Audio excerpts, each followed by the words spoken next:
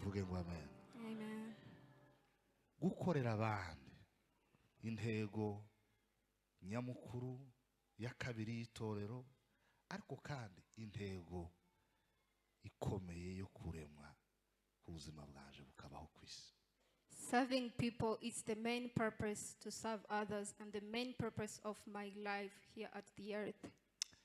Imana ishiraho itorero yarishiriyeho kugira ngo rizakorera abantu. When God established the church, he put on the church to serve people.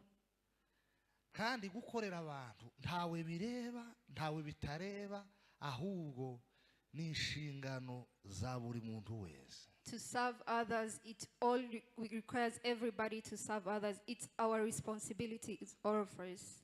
Abakuru bakorera bato, abatoya bagakorera abakuru, kugira ngo ikintu citwa service mu murimo w'Imana kibe one of the main purpose. The adult serves the young and the young serve the others, so that we have the main purpose to serve each other. Tuyegereje abari baragiye mu ngendo. We welcome people whom have traveled. Numunezero nanone kubana na It's mama wa a joy Johanna. to be with Mama Joanna. Imana iguhe umugisha mukozi w'Imana. May the Lord bless you, servant of God. Numunsi udasanzwe kubana namwe hano. It's a special day to be with you today. Kwicara muri iyi nyubako biremera umurage utazabora. To sit in this house may get a good heritage that is not going to be spoiled. Mu izina rya Yesu. In Jesus' name. Ndumva amahoro, ndumva kunesha, Mana uri mwiza, ibihe n'ibihe. Ndumva amahoro, ndumva umutuzo, Mana uri mwiza. Toka baraka za basi aiwe umva kunesha baruriza ibihe sema haleluya. haleluya. Ubuzima bwo kubana n'Imana ntabwo ari ubuzima bwo kujuka ukarya ukaryama. The life to spend with God, the life to live with God, it's not about the life of waking up and you go back to sleep like that. Mu buzima bwo gutega amatwi Imana, It's a life of listening to God ukumva icyo Imana igushakaho uwo munsi. and listen to what does the Lord want you to do that day. Muvuge ngo amen. Say amen. Ntabwo ari routine. It's not routine life. Mu buzima bwo gutega amatwi ukumva icyo Imana ihayiganiriza ubugingo bwawe. It's a life to spend your life and listen to what God is telling about you, about your life. Bizwi ko iyo bavuze ngo umukozi w'Imana mubona twebwe abahagaze hano, mubona bicaye kuri izi ntebe, n'abari muri ziriya, n'abahaguruka bakabwiriza, n'abasenga, n'abakora protokole, n'abagira gute, bikitwa nkaho abantu bitirirwa abakozi b'Imana kubera gusa ko bakoze igifite aho gihurira n'urusengero. Point à la ligne. It's normally known that people whom are called to be servant of God, it's people whom we see at the church serving and sitting in front. Ntabwo umuntu yitwa umukozi w'Imana kubera ko afite ibyo yakora gusa hano mu rusengero. Somebody is not called a servant of God because he has something that he's serving here at church.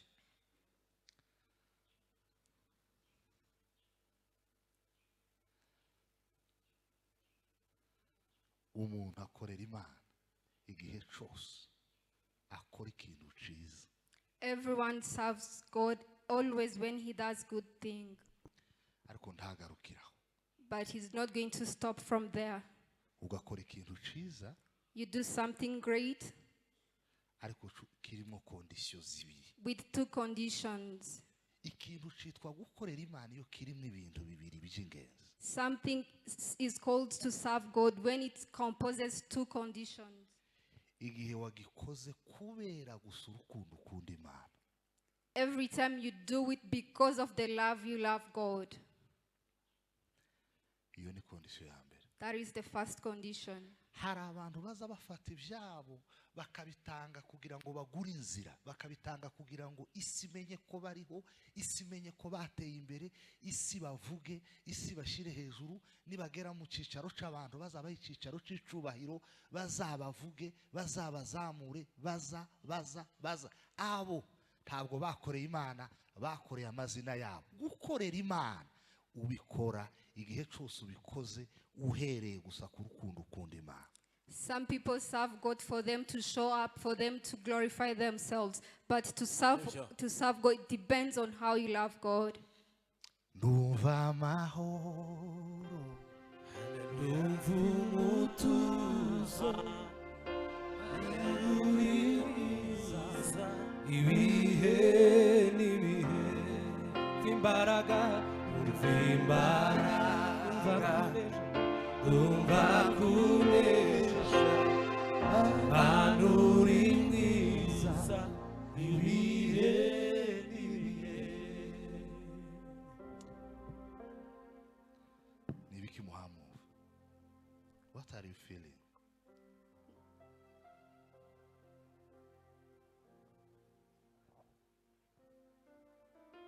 Stop playing the keyboard. What are you feeling in your heart? Nibiki muri kumva? What are you feeling Nibiki muri kumva? in the house of the Lord? Mu nzu y'Imana. Kuratekereza. What are you thinking about in the house of God? Kurumva iki mu buzima bwa? Kurumva iki? Nta kintu umubiri wawe wumva, nta kintu umutima wawe wumva. Is there anything your body is feeling, your heart is feeling?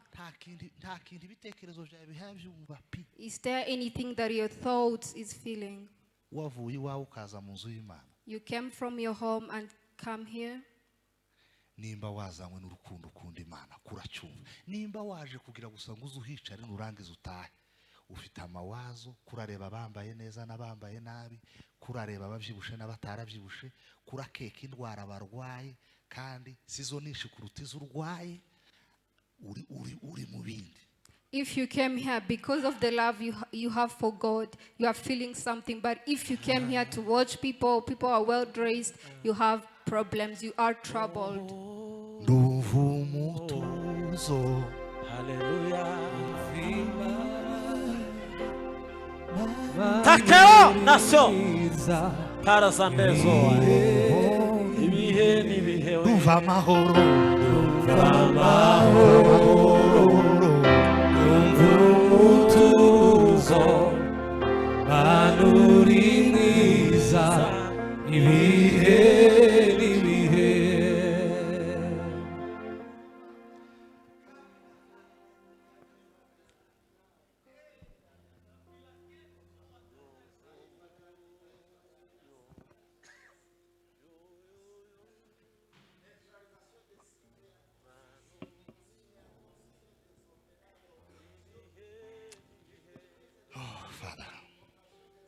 Taje logaina fulaino todaina ngambo ya Karuvariye. Mwizina rya Yesu. igihe cyose umuntu abikoze akabikorera urukundo akunda Imana, akaviwe, agatanga itike, akatsa imodoka, esansi igashira, akazanwa no gukunda Imana, agatanga ituro nk'iri aritangiye gukunda Imana, agafata ituro rya social akaritangira gukunda Imana, akicara mu nzu yitiriwe izina ry'Imana kubera urukundo akunda Imana, agafata ubutunzi bwe akabutanga ngo twubake inzu ngiyi kubera gukunda Imana, igihe cyose afasha famiye kubera gukunda Imana, agahahira abana kubera gukunda Imana, akita ku bavandimwe kubera gukunda Imana, akakubera gukunda Imana, umukozi w'Imana. Ariko uwabikoze agamije ikindi kintu mu bitekerezo bye, uwo si umukozi w'Imana, ni umukozi w'indaye, ni umukozi w'icubahiro cye, ni umukozi w'imiryango, ni umukozi w'inzira ze azanyuramo. Every time when you do something, Hallelujah. when you come here because of loving God, you give out your offerings because of loving God, you help people because of loving God, you are doing it because of God. But every time you do it for your glory, so to show up your people, you have problems. You're not serving God, instead you're serving yourself. This is the first condition. That is, iyo ni condition ya mbere. The second condition. iya kabiri is when you do everything good to exhaust the name of the Lord. ni igihe cyose ukora kugira ngo ushire izina ry'Imana hejuru. Mureke imbabazi. Let me ask you, Twaje hano kugira ngo arinde ushigwa hejuru. we came here for which person to be exalted high? Iyo umuntu aje kwinjira mu rusengero akaza ameze neza aje kugera mu rusengero kama yihotora kakurya kwinka y'intenderi kwamubona ahinduye ingendo uko yaza agenda hanze siko agenza agezemo kama hinduka kwamubona sinzi ngukundi kuntu agenza umuntu akaviriye hanze afite agakweto yagize arangiza akaza hano kaza abyina agashaka ngo ahagarare nk'ahantu abantu bamubona kugira ngo abyine babone ko yambaye inkweto nziza afite superi henze afite costume igura 500 abari bwo igihe cyose ubikoreye icubahiro cundi cikindi kitari c'Imana kurakorera Satani. Ico wazaniye iyo nkweto ico waziya nico mana yawe ntabwo Imana ariyo mana yawe. Every time you do it to glorify yourself, to glorify your people, you're working for the devil. You're not working for God. You're not serving God, but you're serving the devil. Uko twokwisuzuma tugafata ibibiri. If we examine ourselves and take this Bible, tukareka amaranga mutima abantu tugakinga amadirisha n'imyango ntidutahe twosanga abantu bakeneye kubatizwa ari benshi hano. if we examine ourselves and take this Bible and close the door, we might find that all people want to get baptized here. There are many. Abantu bohagara hano bakatura ngo ndakira Yesu nk'umwami n'umukiza w'ubugingo bwanje ni benshi. People who are going to come back here and say, I'm receiving Jesus Christ as my Savior. There are many. Ariko mwaduteye ubwoba ntitukirenza n'iminota 5 ngo nta programme bagira ngo ni ibintu by'akajagari akaba mu wawe. You made us scary. You say we don't have a good program to follow. It's all about disturbance. What about that one in your house? Ugira programme wakoze indege wakoze niki cha urinde uri ufitiki ugira programme niki kintu wakoze gikomeye programme itaragukuye kukurushwa n'ubusa ngo ivyuruhira byose ubiruhire guhesha Imana icubahiro ngo wiruhire gurukundo ukunda Imana uko uriho cyangwa ufite ukundi kuntu bayo. You have a program. Was it used to glorify God or just giving you a lot of problems? Are you alive or just like that? Ndumva amahoro. Hallelujah. Ndumvira utuzo uri mwiza ibihe ndumva imbaraga ndumva kunesha uri mwiza ibihe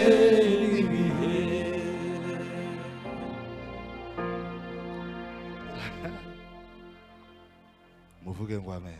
atukuze mirere. Amen.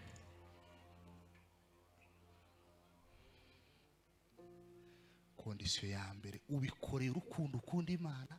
Kondisiyo ya kabiri ubikoreye kugira ngo izina ry'Imana ari ryo rivugwa hatavugwa wowe. The first condition, you do it because of the love you love for God. And the second condition is you do it to exalt, to glorify the name of God. Yesu yagaza abwira abantu akababwira ngo ndabakijije ariko ntimuvuge. Jesus could tell people that I'm healing you, but keep quiet. Bakamubwira ngo mwigisha mwiza akababwira atari ko ninde wabwiye ko ndi mwiza. They could say, Rabbi, who told you that I'm good? Umwiza n'umwe ni data wa twese. The only one, the great person is our Father.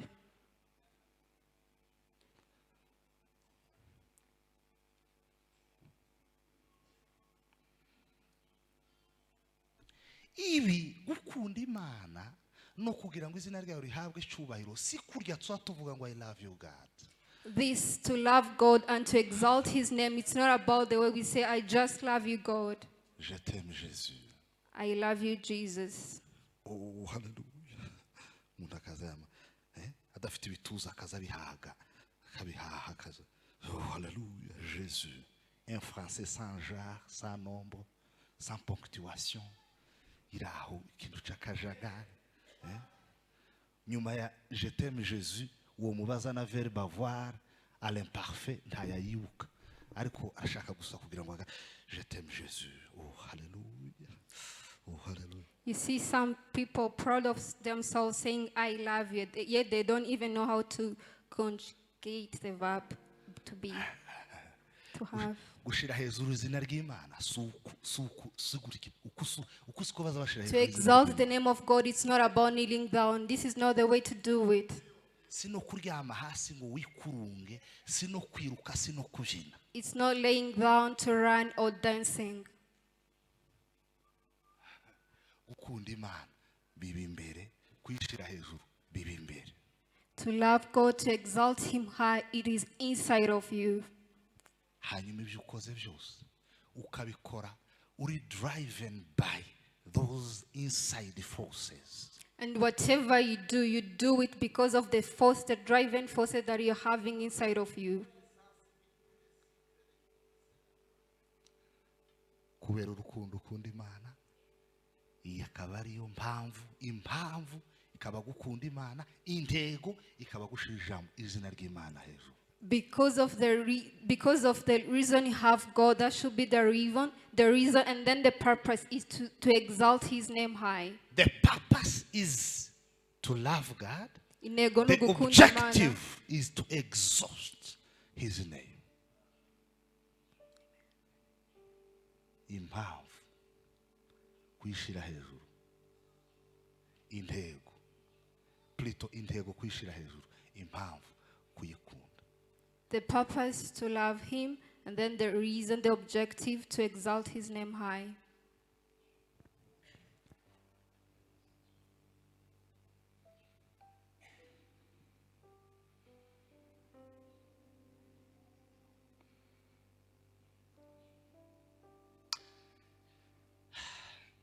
Mpishurirwa iri jambo nasanze tuza tuvunika twararushe, inkokora zabaye nk'izihene, inzara zarahiye, amaso yarahiye, ntitukiryama, turarushe.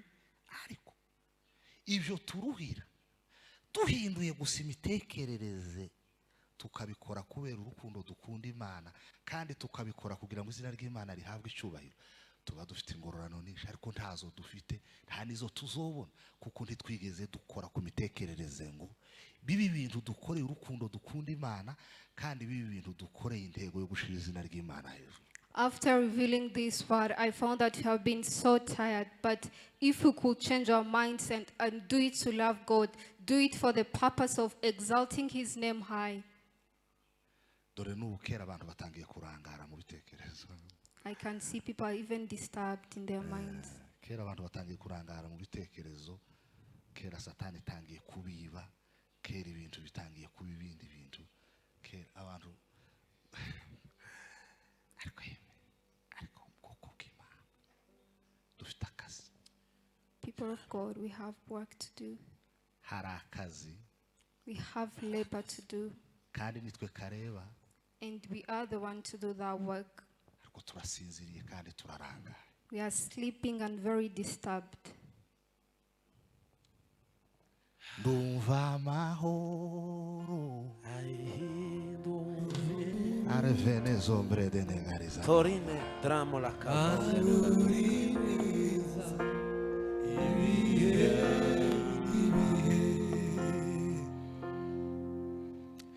Ariko nimurebe ukuntu tuza twubaha abantu mu kazi. See how we respect people at our workplaces.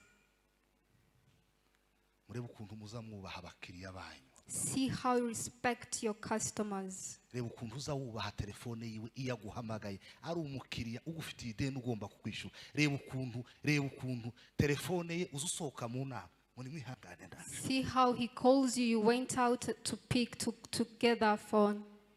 Mureba amafaranga twahaye abagore bari mu kuyongera ngo ibiciro byarazamutse, tukayatanga gusa ukazuna yatangwa. Ese niki kandi ko yazamutse?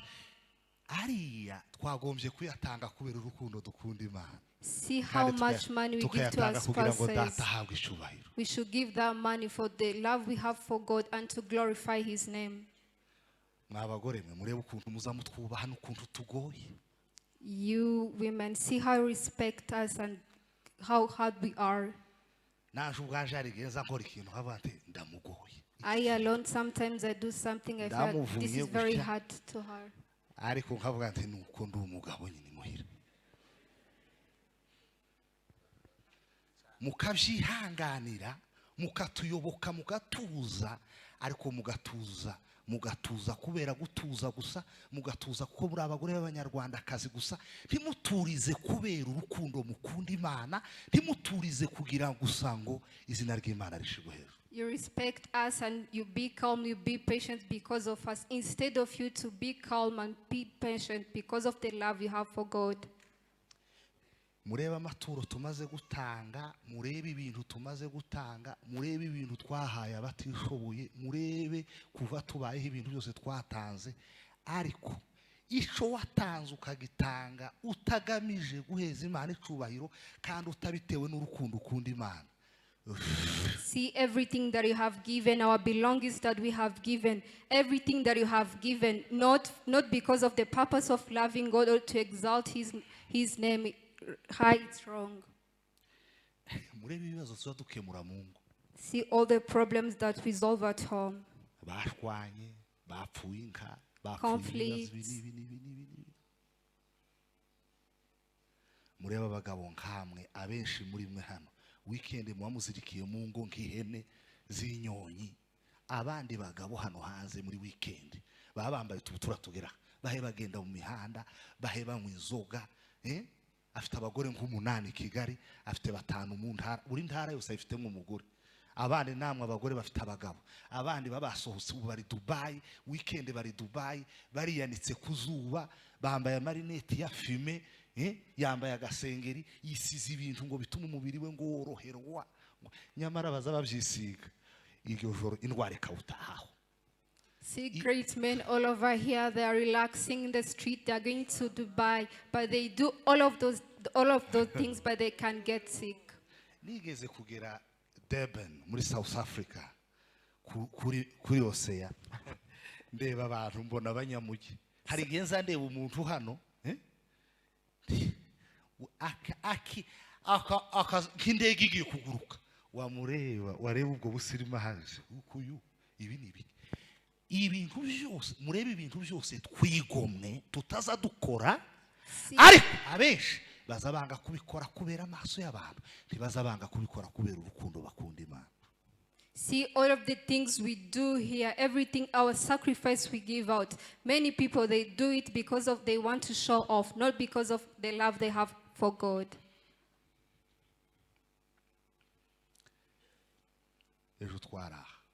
Yesterday we were here. Friday as well we were here. Twatabaye Prince, bamwe babaje mu rugo nje sinarindiyo, turaza hano tuja Rusororo, tuva Rusororo ndataha natagangaye, abantu baraje hanga baraterana, ejo twirirwa hano umunsi wose, navuye hano 2:30. Friday we comforted our brother and Prince, and then we had also service. Yesterday we were here the whole day. Nazindutse kubatiza abantu 12:00, twari turi muri piscine twivuruguta muri piscine. In the early morning I was at the swimming pool when I was baptizing people. Harya ngo arabashaka ubupastor, Imana ibahumuke. There are some people who need to be the pastors. May the Lord bless you.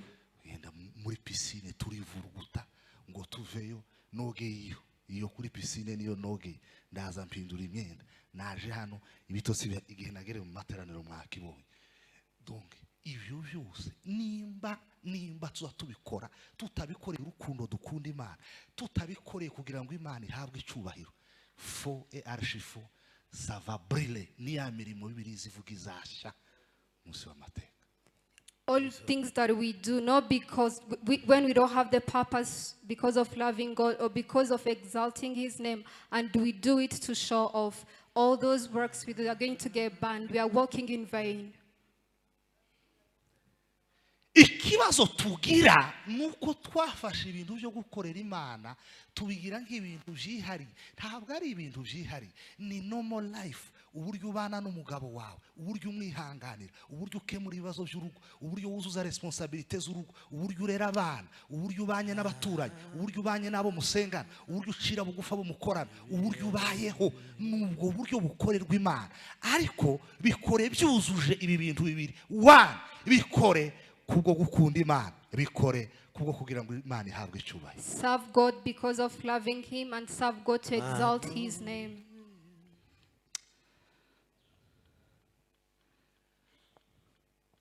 Wobaza uwo mwegeranye ngo ese turi kumwe? Can you ask your neighbor, are we together? Yacitse mwatonganye mubaze ngo turi kumwe. Are we together? Ndumva amahoro, ndumva ibyishimo,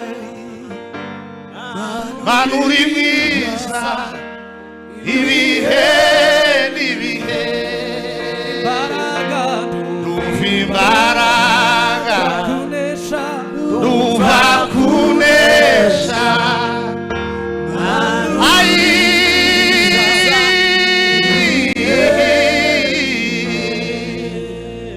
Humeka duheze Imana ishobora tuzamuye ibiganza twese.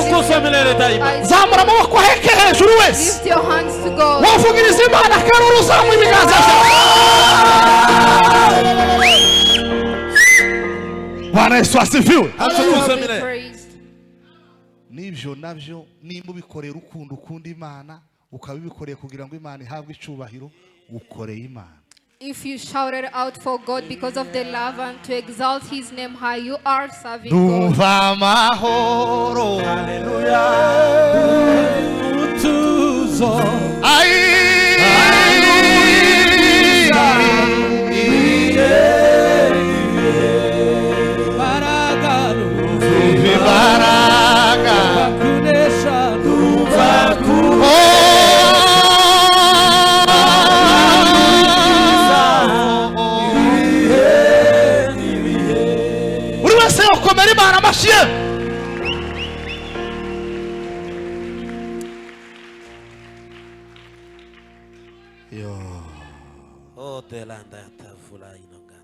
hari kondisiyo kugira ngo usobanukirwe ibanga ryo gukorera Imana.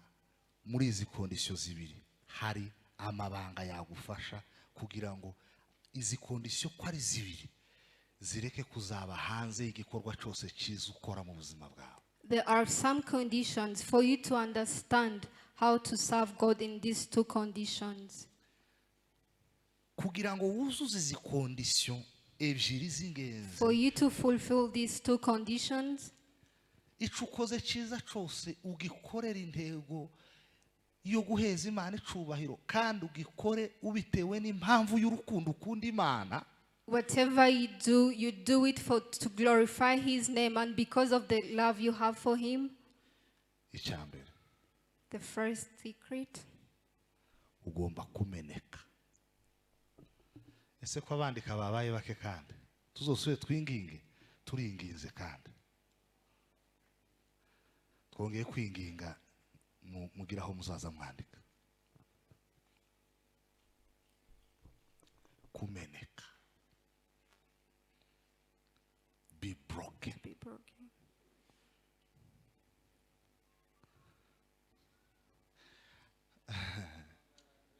Hari udukono tw'uburakari. There are some things that we do because of anger. The pots of anger, the pot of bad spirits in your life. Udukono tw'imyuka mibi mu buzima bwawe.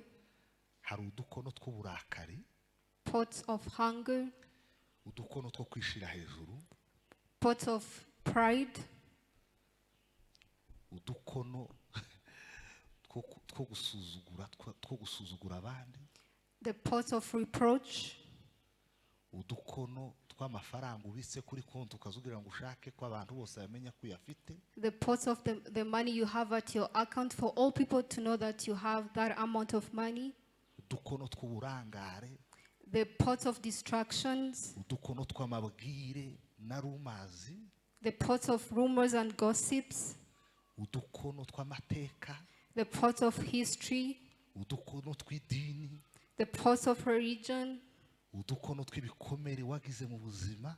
the pots of bondages that you have made in your life. Iyo two dukono twose utaratumena ngo tumeneke, twose tumeneke, When all those pots have not yet been broken, wisanga waguye mu mutego wo gukora ico ukoze cose utagamije icubahiro c'Imana, ugamije icubahiro cawe. you find yourself serving God. Whatever you do, want the glory to be yours, not depending on the glory of God. Emera Imana igukande, ikande umutima, imena udukono twose tw'abadayimoni turimo. Allow God to break your heart and to break all those pots of demon into your life. Ituritse ibishute by'ibikomere wagize, ituritse ibishute To burst all by'uburakari, the tumor, ituritse ibishute by'amadini, ituritse ibishute by'amateka, hanyuma umutima wawe ube tambarara. to burst all the tumor of religious, to burst all the tumor of anger, so that your heart is going to be free. Ngo ibintu byo kuja imbere mu nsengero, ngo jewe ndabizi ngo nabihuriyemo n'ibibazo. Muzoza nicara inyuma ngo kandi muzoza ninjira bamaze kwicara ngo nibaja gutanga amina ngo mbengeze ku muhanda. Things to go in front in the church, I know about them. I'm going to sit behind and I'm going to enter when they have finished worship. Ngo korari ngo sinoyijamo I cannot join the choir. ngo jewe iyo ndevye gusa ngo nareba ngo Beno na kiriya gikaraciwe ngo nkabona ndi tuzohuza. When I see Benoit and how he looks, ngo sinoja muri protokole ngo iyobowe na Gasongo ngo ikabamwo Manzi ngo sinoyijamo. I cannot join the protocol team led with Manzi and Gasongo.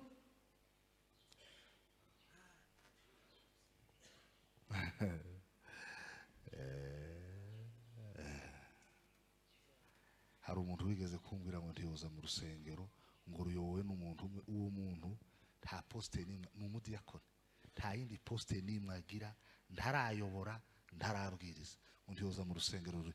Ninde wakubwiye ko ari uruyoboye? Ngo ndabizi. None urwubamwo ruyobowe nande? Ngo na runaka.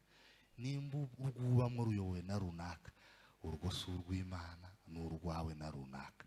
Urusengero twe tugira ruyobowe n'Imana, rukabamwo abakozi runaka na runaka na runaka. If the church you gather through is led by a person, that is not a church of God. Our church is being led by God and Jesus.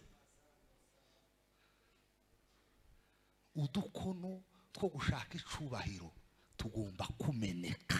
Pots of looking out for glory should be broken. Udukono tw'amateka yo kuvuga ngo udukono tw'amagambo akurimo tugomba kumeneka. Pots of gossips that you have should be broken as well.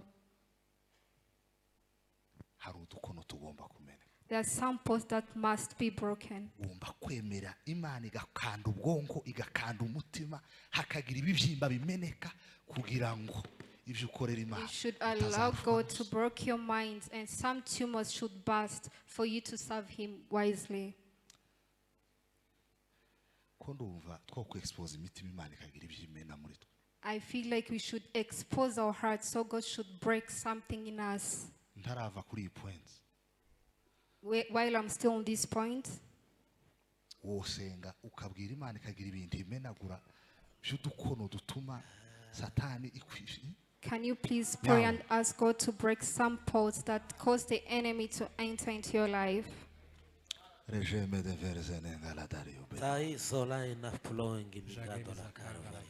Aiwe gergenese de bonifandre de Tramola che non so fila. longa zamani abrea donesta. Fomila e non sta chirangando la. Trofanige de zembre gene gardene. Io me la ritiri ne tante non Da sa. kwinginze Mana y'imbaraga. Caro sì. Bravene zambre gene garie Caro podena. moritasio e pensive gerdo. Moro de no fandenaria bonde laxari. Luaima takao gandi azuma rani ganda la kato. Vande la zarbre de no vangina ndawa.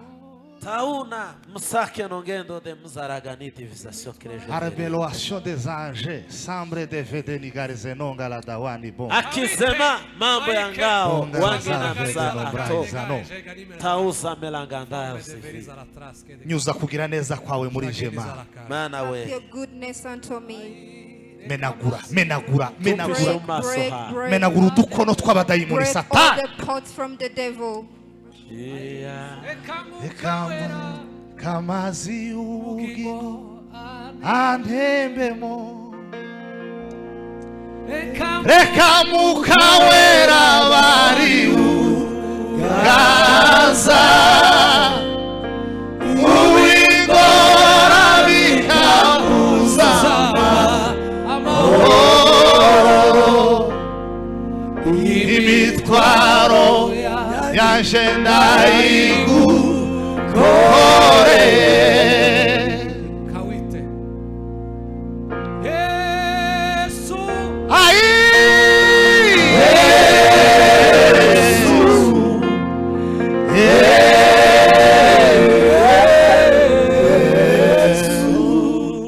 Mokomera Imana amashyi. Round of applause to God.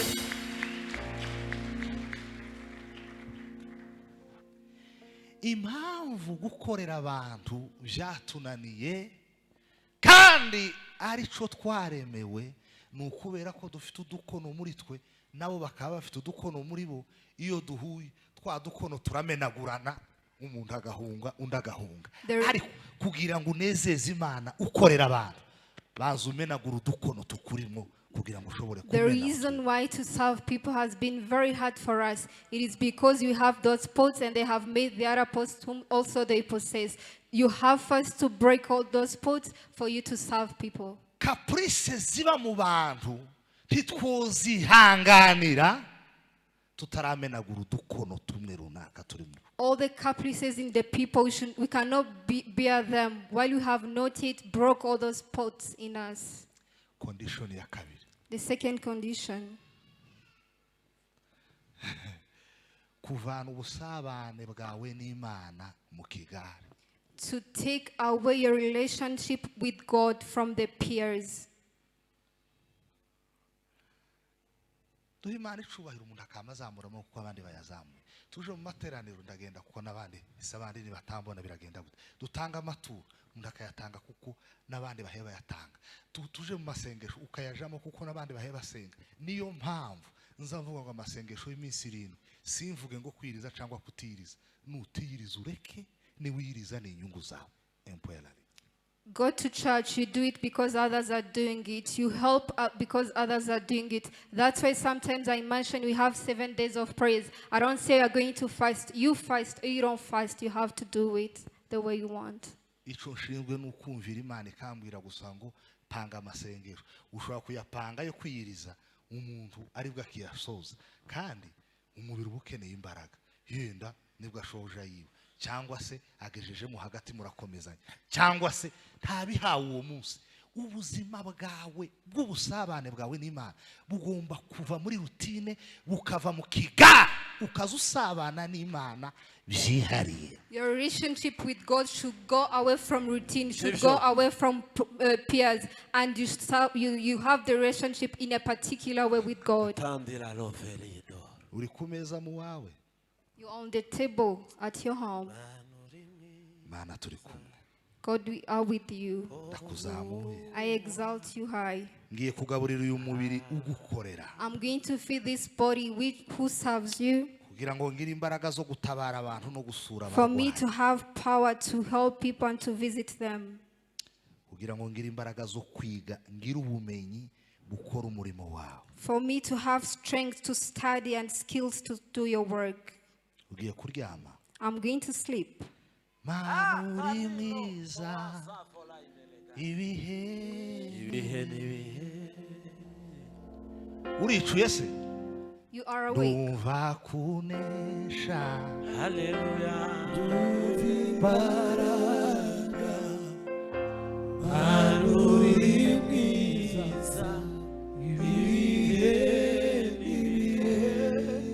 Ugiye kuja mu nama se You're going to join a certain meeting yo ku kazi.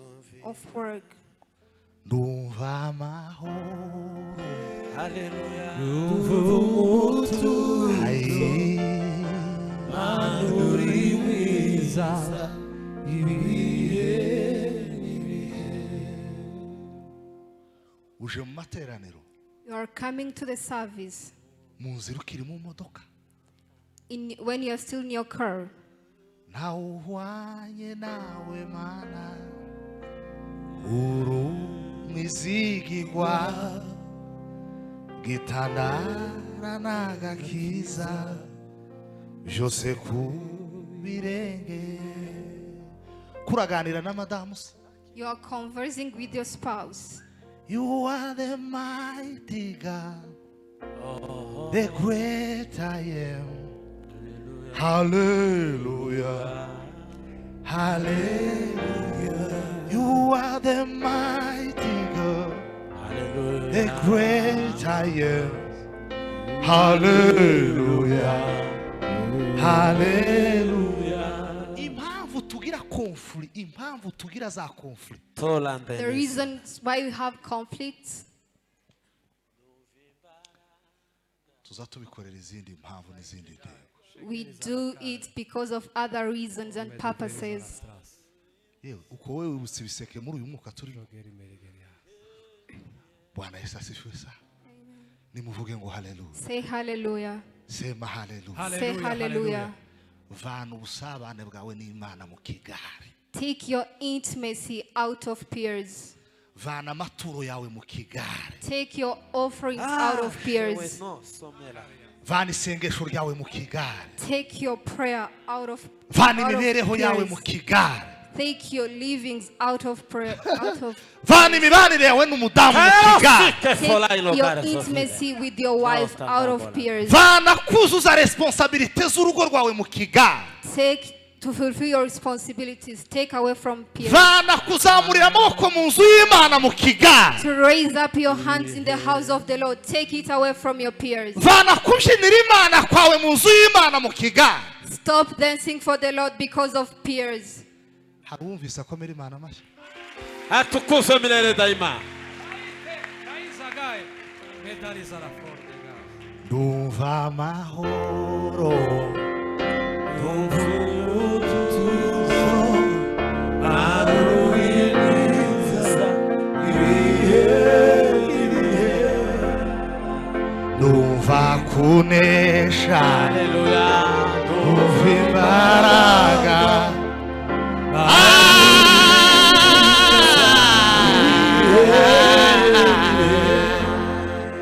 Muzamura ibiganza tugahe Imana icyubahiro twese. Raise up your hands to God. Sema haleluya. Haleluya. Bwana Yesu asifiwe. Ahimidiwe milele daima. Ndumva amahoro, Haleluya. Umutuzo manuri mwiza ibihe. ndumva imbaraga, ndumva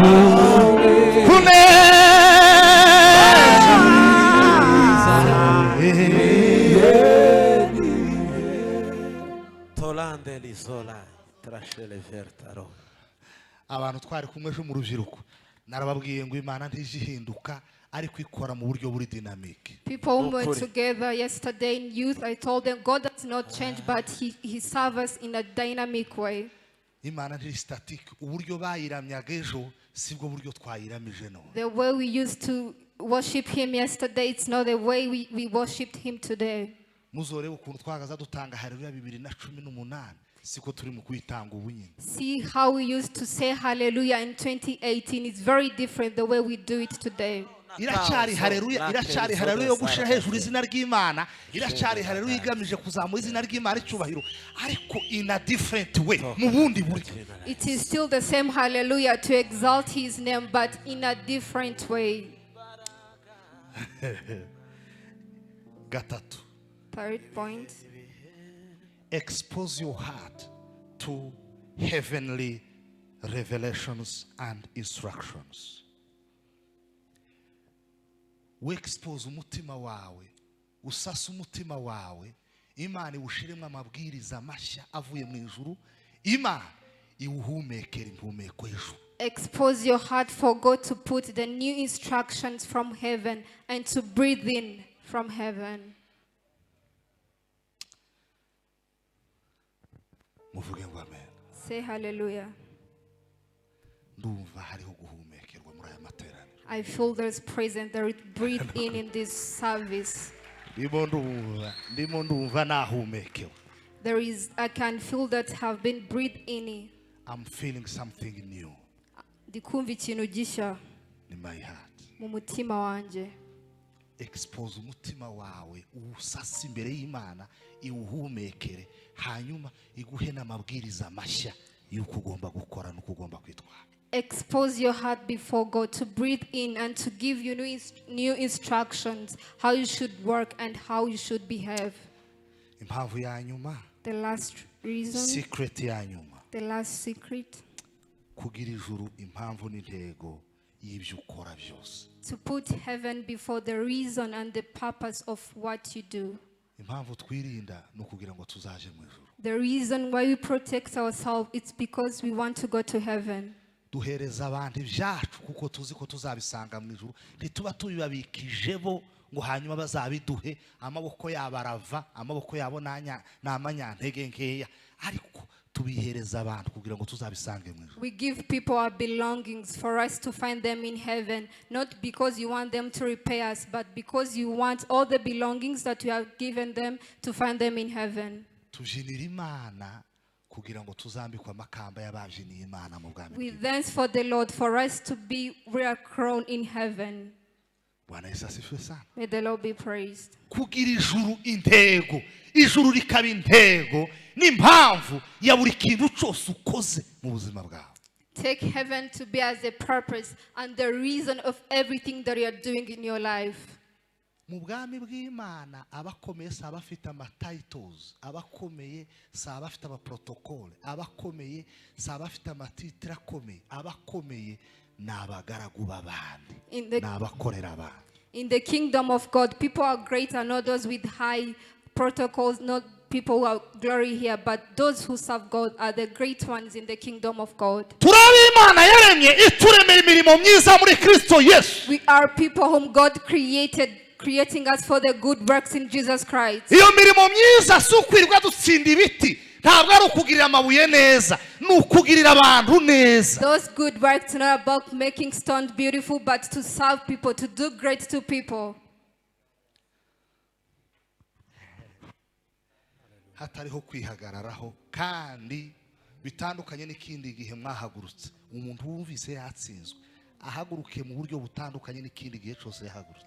If you feel in your heart that you have been failing, please stand up. Very different from the way you did it last time.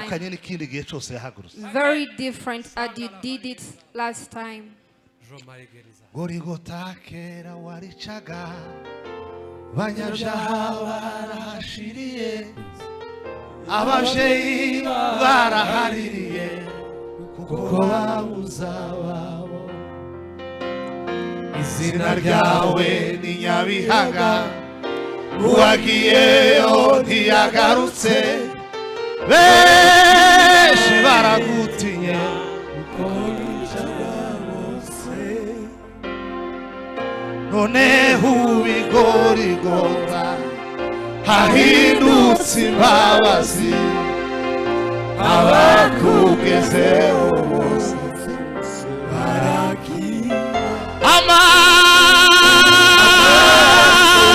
amaso mana we yaramenetse ahumura umusozi waruvu. Singitinya uwo musozi, ahubwo kugira ngo ayo maraso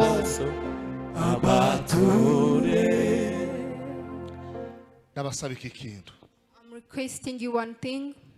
Timwokwirwa imbere hano mwese. You cannot all be able to come here in front. Ariko babishoboye ntaco bitwaye. But those who have been able to do it, it is okay. Kora geste byibuze utera intambwe zibiri imbere yawe. Do a sign and step 2 steps ahead of you. As an act of submission. as an act of submission, nk'igikorwa cyo guca bugufi. ndakwinginze zamura ijwi ryawe usenga Imana. Please lift up your voice and Vugana pray to n'Imana, God. vugana n'Imana. Talk to God. Ngwino wigere rigorigota urasanganirwa n'ibyishimo. Imbabazi ibyo bihabo zamuka mu isengesho wirangara senga. Mana duciye bugufi imbere yawe. Lord, we are very humble before you. Mana duciye bugufi. We are Mana very duciye humble bugufi. Mana before duciye you. bugufi. We are humble. We are Regene very vede sempre humble se before venga la you. Roma na fande la zambani angelo ada. Shai da una banda la cabre de Vesemire de délégation de Verzenenga la dare me frogene abo. Délégation de Verzenenga la dare me frogene. Volatilisation des anges. Tabara mana we, tabara mana we, tabara mana we. Atura amagambo y'agaciro ku buzima bwawe. N'impinduka zidasanzwe. Impinduka zidasanzwe. Impinduka zidasanzwe. The particular changes of Vangira our sare life. merse no vanganda. Cargenese beni vandre de gerimeri fonero. Adoration de bervenenga la taisa no. Promesse de visite wergenese andelanga. Nizina guys. Katika jina la Yesu. Amen. Amen. Amen. Murakoze cyane.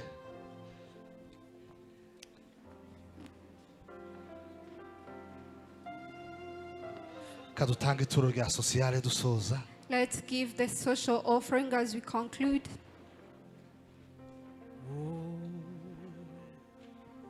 nakoranye isezerano nawe ko ntazaguhera Imbabazi zawe zitubeho Mana. May your mercy be upon us. yakomejwe n'amaraso yawe Amaraso yawe. duwawe Father, we give you honor. wampagaritsa kwiriye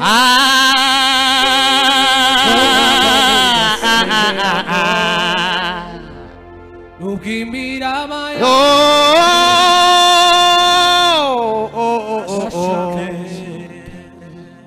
Hallelujah. uri wowe Revenesandre daniganiazo. kuko ibirenge byanjye wabisize amaraso Revenesamberanga. none ngendera mu nzira zawe kuko amatwi yanjye wayasize amaraso sigaye Duhagaze twese. Muhaguruke dusoze. As we all stand up, ijwi ryawe Twese duhaguruke dusoze. all of us may we stand up and we end our service. Hallelujah. Hallelujah. Hallelujah. Vugana n'Imana kubw'iki cyumweru ugiye kwinjiramo. Talk to God about this week that we are going to start. tandilo mila zao lake Gira ibyo uyibwira kubw'iki cyumweru ugiye kwinjiramo. Say something because of this week you are going to start. Wacumweru wenda gusengeye. This week we pray over you. mana we iki cyumweru Uzambera mwiza mu izina You are ryawe. going to be great to me in the name of Jesus. ndagusengeye wacumweru we medaye Kundura ibiti n'amabuye mu mayira yaje mu izina rya Yesu. Cast all the trees and Icyumweru stones kizambere. from Gambi ya our way. Satani fata ubusa. All the plans of the devil zabona may ukuboko catch kw'Imana nothing. zabona kugirirwa neza Fondela mara de negre veneza nao brigadiza. tolangela mla zofia gani Rotation de vergene zenge. ramelange na gandola riferie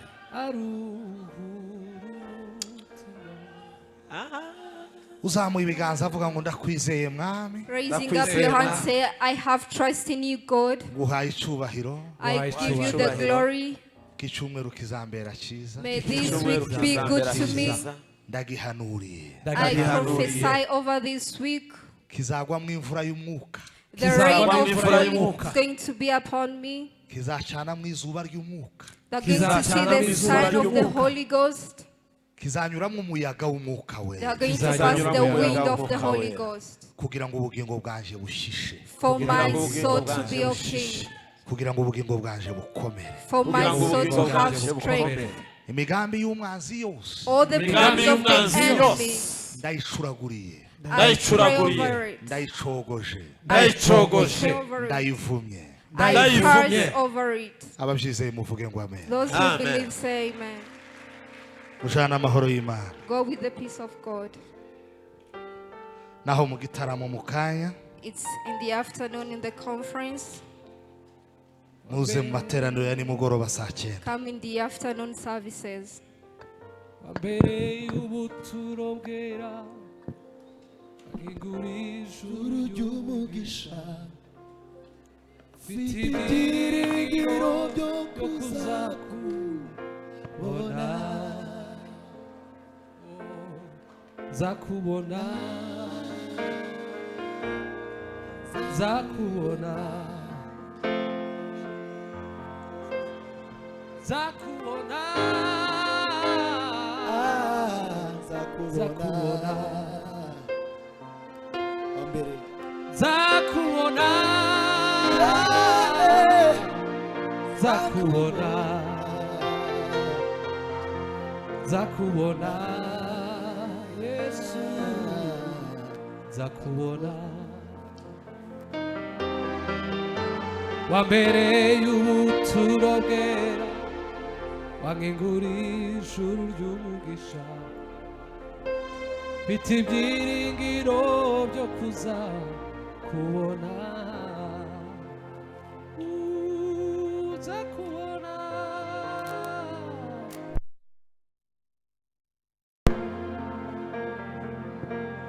zakubona zakubona chevergueres à la